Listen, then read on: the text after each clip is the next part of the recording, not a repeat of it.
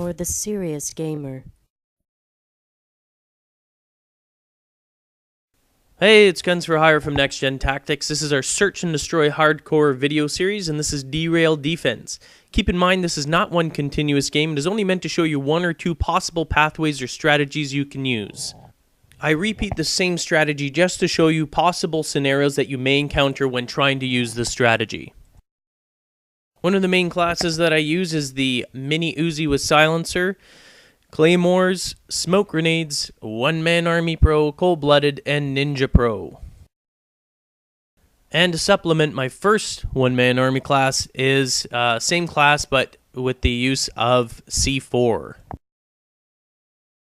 Once I've thrown every explosive device I have and possibly can put down, I then switch to my primary class, which is the ACR with Silencer and Holographic Sight, the M1014 with Grip and, well, whatever, Claymores, Smoke Grenade, Bling Pro, obviously, Cold-Blooded, and Ninja Pro.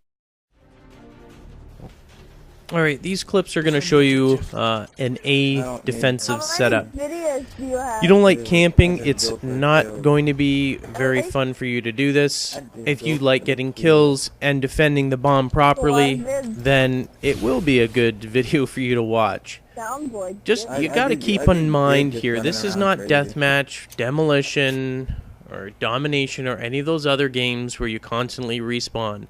You die, you cannot help up your team. This is not about who's getting the most kills. This is about true teamwork. This is about, you know, despite all the wankers on here that, you know, run amok and do whatever they want, they could care less if they die, which creates holes like Swiss cheese in your defense.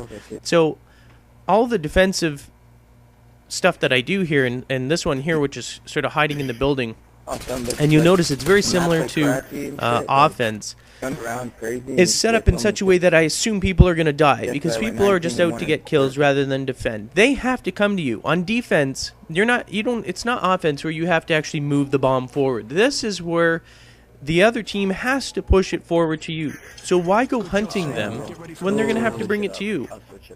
Now, we're going to show the same thing, so it doesn't really matter.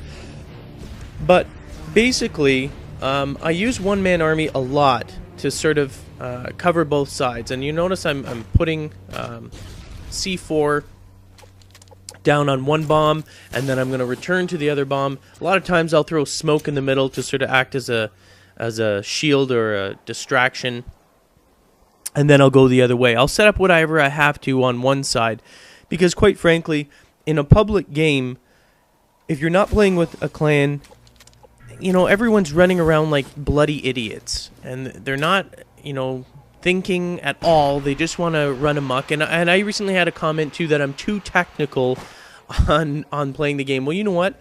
I'm about winning a game. I'm not about running around and look how fast I am. You know what? I'm not near as fast as some of the younger gamers out there. I can never go 1v1 with anyone. I have to be, I treat it like a chess game. And so everything I do here, setting up claymores in the back, I'm close enough to A, that I can hear if someone's approaching, if they planted it, and if they do plant it without me knowing, I can easily whip around that corner super fast and drop the person. At the same time with offense, if you watch that, I can plant and stay here, and I can hear anyone that's trying to defuse it. Now, because I've got claymores, there's the first kill with the claymore there. You have to set them up. I mean, if you're in a group full of nimrods that have no idea how to do this, don't know how to, you know, I'm sorry, but you got to camp. I mean, I don't care, yeah, you know, you run and gun, and I got tons of kills, and I've never had any problems. I'm a superstar. Yeah, bullshit. If you keep doing that on every single game, yeah, you're going to get some crazy kills some games, but you cannot keep it up on a consistent basis. What I try to show here, and I'm not saying this works every single time, but I promise you it works a hell of a lot more often than if you run around like a chicken with its head cut off. With the claymores, the C4 down, I'm able to watch both bomb sites. You can independently detonate the C4 from across here. So if I saw someone going over in there, I could easily detonate it and then get the kill. And now because I'm close to A, you know, A gets planted, I'm not worried about it because I'm super close to this. So I simply drop down, And normally, if they haven't come inside, which is the first place I'm going to check, then I should be able to get an easy kill on this. And then I just have to sort of make sure it's clear before I go and defuse, and then win the round. But it's all about setting up defense. The one-man army allows you to cover both. C4 on one to independently detonate it, and then you come back here, set up some claymores on the rear, and guard that bomb. And you don't need to go that far away from it. So again, we're going to show it. It's a different match.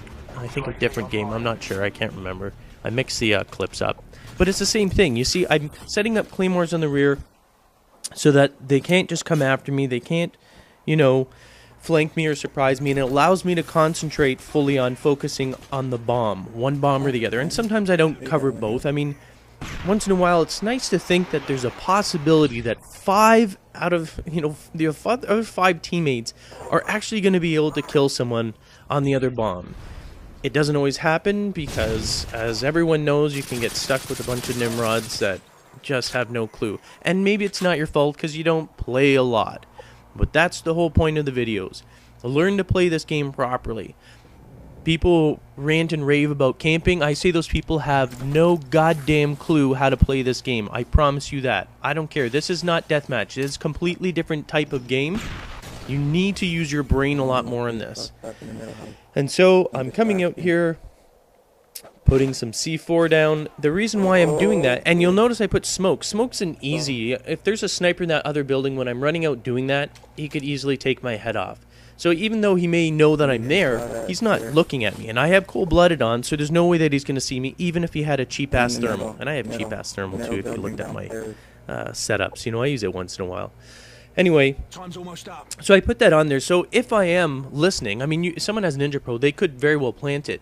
If you're fast enough, you can detonate it, kill them, and then defuse. The other thing is, while I'm up here watching, I'm able to prevent them from getting there. It allows me to sort of independently watch it. So if I'm distracted temporarily, and I have to go over B for whatever reason, or I think I need to, I'm still sort of somewhat guarding A by putting the C4 on, because I can remotely detonate it. So you'll notice I'm going in here, and believe me, I do not use this every single time on defense. This is just showing you one possible setup that I use, and these are from multiple games. You don't want to use it every single time, especially if you get kill cam. It's not going to work. Anyway, thanks for watching. Hope you enjoyed it. For more strategies and tactics on Modern Warfare 2, stay tuned to Machinima Respawn or visit nextgentactics.com.